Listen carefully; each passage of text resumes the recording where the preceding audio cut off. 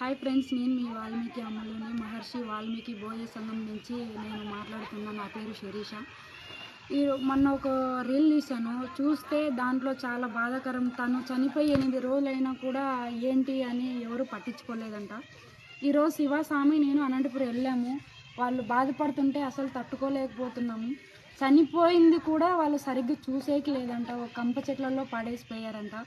మన ఇంట్లో కూడా ఇలాగే బాధపడుతూ మన అన్నకో మన చెల్లికో జరిగితే ఇలాగే బాధపడతాం కదా. వాళ్ళకి సపోర్ట్ లేదనే కదా ఈరోజు వాళ్ళని అంత ఏడిపించి కొట్టేసి చేశారంట. ప్రతి ఒక్కరూ ఈ వీడియో చూసి ప్రతి ఒక్కరూ ముందుకు రావాలని నా మనస్ఫూర్తిగా కోరుకుంటున్నా. నాది బ్రహ్మసముద్రం మండలము వెనకాల గ్రామము.